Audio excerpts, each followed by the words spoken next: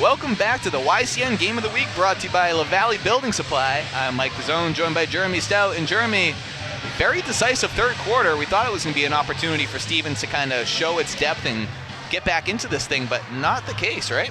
Well, it appears that Mascoma really has this third quarter thing figured out, because after scoring 31 in the first half, they go for 26 in that quarter alone. In the other game we mentioned when we were doing the Fall Mountain one, Mascoma had 18 points at half and they scored 19, so they doubled their score more than that in the third quarter. So they would just make, Coach Jim Barry, he knows what to do, makes his halftime adjustments, and he continues right there. Once again, the three-pointer, picking up the fourth quarter right where he left off in the third. Duheim with another three-pointer. Really am turning some heads today. But again, a good observation by you on that third quarter, and if it turns out that we talked to Coach Barry after the game, that's absolutely going to be a question to ask him. I mean, his team, like we talked about it during our halftime talk, his teams respond after halftime. He is really an X's and O's kind of coach and gets his players to respond and execute.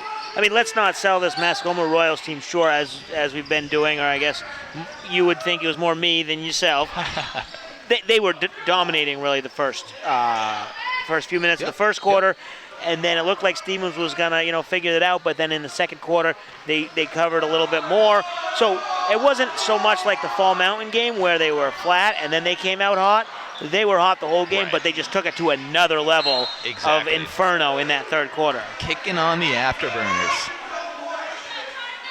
So we'll see what Stevens can do here. I mean, I'm sure when Stevens looked at the schedule, saw this matchup with the 5-5 Mascoma team, they couldn't have been looking at this with too much worry, I guess. No, I mean, the only thing I can think of is, after they come off, maybe a big win over Hillsborough Deering and then back to Laconia, maybe looking forward to that. I don't know. So Stifton converts the layup there, number 10 for Stevens, and we're going to get a timeout, so we'll take that timeout too from our YCN Game of the Week. Welcome back to the YCN Game of the Week, brought to you by La Valley Building Supply. And Jeremy, before the break, we were talking about the schedule and, what Stevens maybe was thinking about going into this game, and you wanted to elaborate on that as far as matchups coming up? Well, coming up, they have Laconia and Fall Mountain, two teams, a Laconia team who's 6-4, I believe, right now. So that they might have been looking forward to that. Fall Mountain really not much of a competition. I believe they have one win, 1-8. So maybe they were looking forward to that Laconia matchup, coming off a big 22-point win over Hillsborough Deering, kind of sluggish, as we get to this point in the year, and kind of saying, okay, maybe, they're not the best team, top 5, but they're, a top 10 team easily. So maybe that was the case. And Mascoma, just coming off a really tough loss to Kearsarge, put in some extra days of practice and really refocus the team, and it's shown right now. Yeah, and again, yes, Mascoma's record is 5-5. That's going to get respect. They're a 500 team, but again, the reason we're talking about maybe Stevens overlooking a team like Mascoma is, look at, as of January 12th, Mascoma comes in at 2-4. I mean, they're only now firing off these wins. I mean, they've certainly improved coming out of the new year here, and especially late in January. But I mean, that's the reason why they got their second win of the season. It wasn't until January 12th, so a very slow start. You can understand why teams might have these memories of Mascoma's record, and okay, they're not going to be the best opponent right now, but man, have they turned things around in the latter goings here. And we're by no means saying that fact that Stevens overlooked them, just kind of surmising why a team as talented as Stevens could come out flat. Sure. Coach Bertorni, I'm not saying he took this team lightly. I don't want to make it sound like, he alluded to us that they were thinking this was a win. These guys play hard all the time, this Cardinals team. Just trying to figure out why a team with so much talent could come out so sluggish. That's what we got to do, is try to figure these things out. So you're right. There's Schwartz heading up the court, kicks that off in the corner, gets it back, gets it to the hot hand in Duheim, but passes up that opportunity, takes a 18-foot jumper that's blocked by Stithen, but Schwartz ends up with it. He was wide open for a while there as Duheim takes another three-pointer from pretty much his spot. DeFord with the offensive board now. Schwartz with it now. Lengthy possession here. Yeah, a couple offensive rebounds, as we've been saying all game. Stevens getting most of those, but coming up with 2 and almost a third there. Stithen with the ball coming up the court for the Cardinals. It's number 22, Ryan Knapsey. Knapsey converting the three-pointer for the Cardinals. And we've got a 14-point game approaching 4 minutes to go in the final quarter. And Mascoma is going to take a timeout, so we'll take that timeout too from our YCN Game of the Week. So the Royals, fresh off a timeout here, in a 14-point lead, looking to extend that margin inside 4 minutes to go here in the final quarter. I think you might start to see a little bit of those delay tactics now, Jeremy. I mean, we talked about it earlier, the lengthy possessions, no shot clock, obviously, in New Hampshire. I mean, is this time where you start slowing things down and really eating up as much clock as possible? Yeah, they're going to do that. As we mentioned in the beginning, they do that anyway. That's their offense, very deliberate, so it's easy for them to transition into this stalling offense. You see sometimes some teams get to this position and they're not usually a deliberate offense, so they don't usually have leads like this, and they might not make the right move, or they might hold it and get tied up, or a 5-second call, or kind of stand around. But Mascoma already does that, so their offense is kind of used to some movement and some swinging and some different things like that. So we'll see them probably be successful here in the last 3.5 minutes. As you see, Stithen getting called for a foul away from the ball, so it's going to remain Mascoma ball after about a minute possession already. So, I mean, it's fouls like that that give you, actually, excuse me, I think Mascoma's in the bonus, so a 1-and-1 opportunity for DeFord right here. So, won't be an opportunity to eat up more clock, but it will be an opportunity to get some points on the board.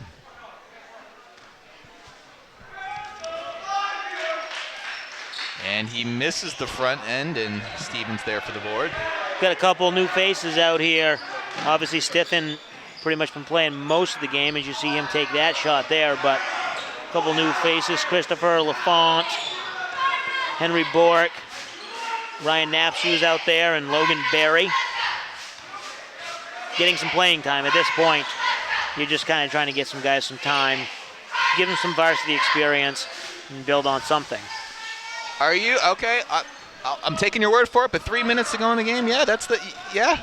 I mean, I'm not inside. I don't have my coach down on the side, my reporter down on the sideline hearing what's going on. But I think the way that third quarter happened, I mean, you're not putting in, freshmen. Right, but you're right. It's like, okay, we're throwing in the towel. But, Logan Berry's a junior. He just doesn't really play a ton, I believe it.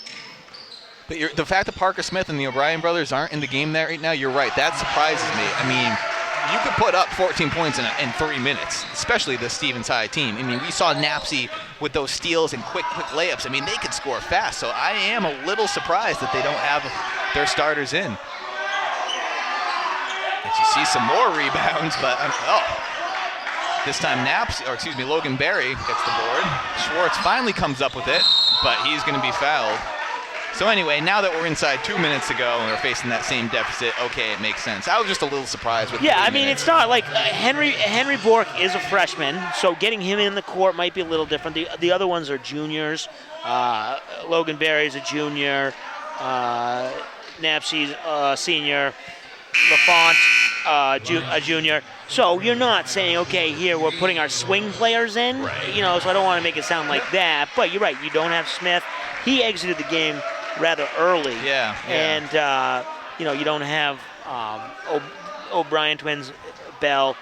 So I think it was at that point where more times than not you would keep your team in there because you're right. It's 3 possessions, really. Right. 4 threes, you're right back in this game. But I think it's kind of the pace and the game script or whatever has kind of dictated that he makes that decision this early,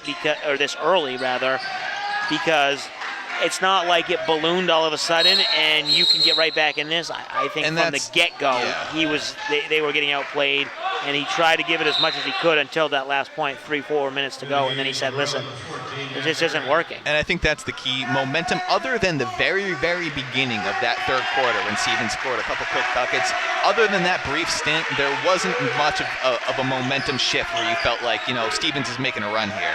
So with that said, I understand it. Right, they were always Stevens made, like in the second quarter, they were trying to come back. They made a 2-point game a couple times.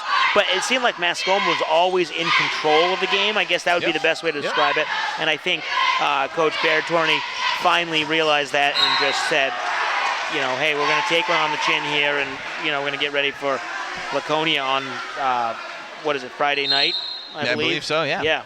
So another Stevens turnover, and inside a minute and a half to play. Just a reminder to watch the YCN News every weekday at 7 and 10 p.m. on YCN, your local view. Also check out YCN's Outside Television on Comcast HD, Channel 713 or Channel 21 for all the outdoors adventures you love. So they're going to have to inbounds on the baseline right in front of the Stevens cheerleaders. It's going to be Cardinals ball with 1:27 remaining. And again, as far as the standings go, we talked about it earlier in the game, how Mascoma headed into the contest only one game behind the Cardinals. Cardinals came in at 6-4, Mascoma at 5-5. So this is going to do a lot for the standings and kind of mixing things up. Again, to think about the fact that Mascoma had 2 wins as of the second week of January, and now they're going to be an even 6-5 on the same ground as the Cardinals. I mean, that's impressive after such a slow start for this team.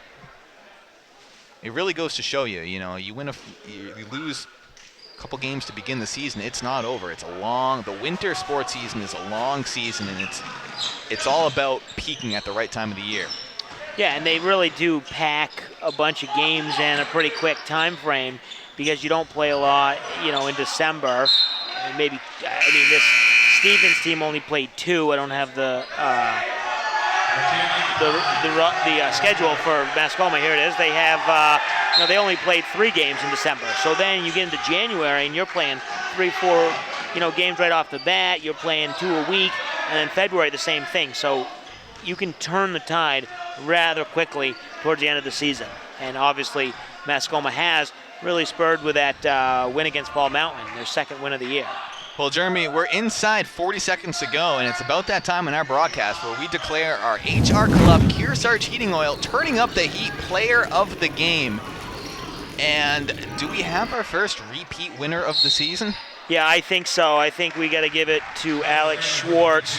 17 points in the first half, but he's not quite in the third. He scores 7 of their 26 to really help them pull away. So then he's got 1 here in the fourth. So my quick math, that's 25 points, and really most of it came in the first half, and then the third quarter, obviously pulling away. He's been pretty quiet here in the fourth, not on the court for too much. But yeah, Alex Schwartz wins that award with 25 points. And, we got to give credit to Dakota. I mean, what did he finish with? 4 3-pointers, maybe? 3 3-pointers. 3 3-pointers? 4 3-pointers overall, 3 in that third quarter. He finished with 20 points, so not too shabby himself. On those 4 3-pointers, I think Schwartz came up with 3 of those assists. So Schwartz, by a hair, and that game-high 25 points really helps his case too. So congratulations to Alex Schwartz, a repeat winner, first of the year for our HR Club Kearsarge Heating Oil Turning Up the Heat Player of the Game. Well-deserved honor, and again, we said it, probably the most talented player on this floor, and he really showed it tonight with game-high performance. That ball is knocked out of bounds. It's going to go in Mascoma's favor, and 23 seconds to go here, and 23 seconds separating Mascoma from a 6-5 record. Royals turnover. Rebound by Stiffen. He's going to bring it back out. Try to bring it back in, and he's going to get the layup and foul. So what's he at, Jeremy, as far as points? Stiffen is really, I almost want to say he might be the leading scorer for the Cardinals. He has 16 points by my count, and that would be the leading scorer, Zachary O'Brien. Hasn't seen much of the fourth quarter. He only has 15. So Stiffen, I mean, obviously getting a lot of minutes here, but making the most of them as we're inside the final 10 seconds here. And, well, 4 seconds to go. We're going to get a travel going against Mascoma, but it's long since been decided. And depending on what happens on this possession here, the score could be a little deceiving. They could make a basket and cut it to a single possession or single digits. And that's going to happen. Henry Bort gets the layup as time expires. So it's going to bring it within single digits. It's a 9-point loss, but congratulations to the Mascoma Royals coming into Stevens High School and escaping with a 64-55 victory to improve to 6-5 on the year. So good win for the Royals, and we'll try to get some post-game interview after the break from our YCN Game of the Week. Welcome back to our YCN Game of the Week, brought to you by LaValle Building Supply, and I'm here with Mascoma coach Jim Barry after his team's 64-55 victory over Stevens. You guys came into this game a slight underdog at 5-5, but I mean, talk about the performance today. Well, we were chomping at the bit to actually face some man-to-man defense, which we haven't seen all year. And Stevens, we knew was going to play man, and so we were ready for that. I mean, every team zones us, and with our size, that can be an issue sometimes. So, and that's something that Jeremy and I were talking about upstairs. I mean, the man-to-man defense, Parker Smith guarding Schwartz, and Schwartz really just kind of having his way with it when they tried to adjust. You know, were able to kick it out and find some other players for some deep three-pointers. DeFord having a big night against the O'Brien brothers. I mean, everything clicking tonight. Yeah, well, Alex is going to have his way with most people. If he gets one-on-one coverage, it's going to go our way. So I don't think that's any discredit to Parker. Parker actually played decent defense on him. He was there most of the time. Alex is just that kind of ball player. Jordan, you know, if he stays out of foul trouble, we're a good team because we need him on the boards. I mean, he's really our only presence on the board. So he was battling the O'Briens and Stiffen and who else was in there. So, yeah. And then the one question we said we had to ask you in the broadcast, what is it about your halftime speeches that the third quarter, you guys, the last game we covered at Fall Mountain, again tonight, you guys take control in the third quarter and really were able to pull away? What is it about your team? Well, this game was a little different because we had the lead, and so we were preaching playing with poise. Let's not take any shots we don't want. Let's not drive into any gaps we don't like. So we're going to play with poise. We're going to play like we have a lead on the road, and this is a tough place to win games. I've lost games down here with better teams, and the guys, they're buying in. They're buying in right now. They have some confidence. Devin's shooting well. Jordan's rebounding, and Alex is just he's just the grease that makes everything go. So. And then just lastly, we have TV team, baby. That's right. And going on that point, last time we talked, I asked you if your team was learning how to win. And have they officially learned how to win at this point? I think so. They learn how to practice to learn how to win. Yeah, exactly. Well, congratulations on a great game, Coach. Thanks. Take it easy.